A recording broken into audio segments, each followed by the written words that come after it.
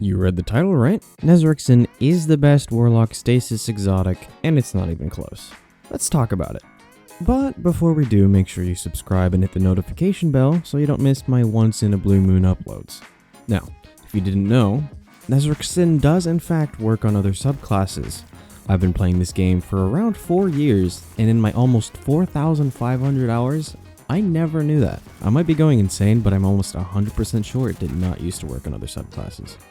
Anyways, you can see that when I get a kill with a void weapon while in stasis, I will still get the Abyssal Extractors buff and a noticeable increase in my ability and super recharge. That is only part of the combo for getting like 200% uptime on your Bleak Watcher turrets.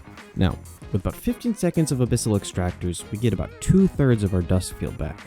But if we combine both extractors and the improved grenade regen from breaking the stasis crystal, we get almost the same amount of energy back in only 5 seconds. But how do we get stasis crystals easily? Well, lucky for you, there's an artifact mod this season called Pillar of Ice, which summons stasis crystals when you kill a frozen enemy.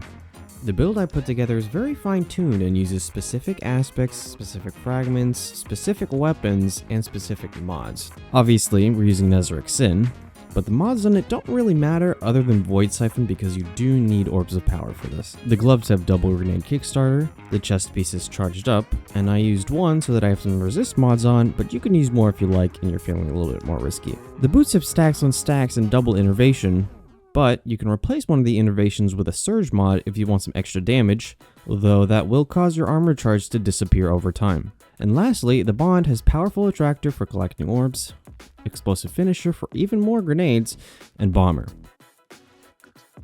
For weapons, I'm using Aggro Scepter for more freezing and thus more crystals. Then one of the best weapons in the energy slot is Optative with Enhanced Demolitionist and Enhanced Wellspring. With both these perks on one gun, we can get our full grenade energy back in about 6 kills.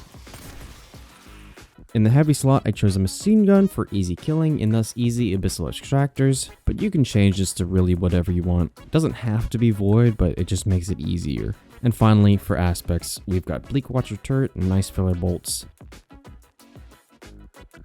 And the fragments are Whisper of Bonds, Whisper of Torment, Whisper of Shards, and Whisper of Rending. For the grenade, we're using Dust Field because it has the lowest cooldown out of the 3 grenades. Here's the combo in action. Freeze an enemy, be that with Aegers or your turrets. Kill them with Optative or your void weapon of choice to proc Abyssal Extractors.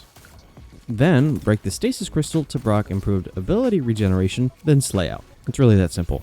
Once you get some armor charge and throw your turret, you'll get grenade energy back from the quick start mods. Or you could finish an enemy for full extra charge on your grenade if you're using explosive finisher.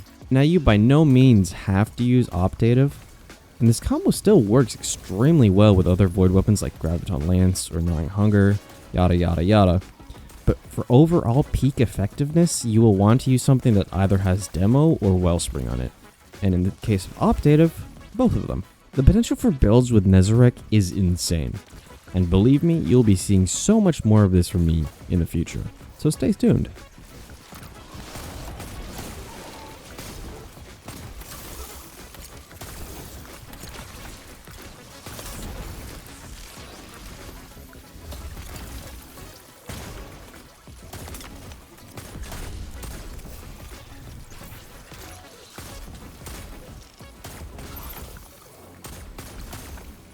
If you guys enjoyed watching, perhaps I will see you later. God bless.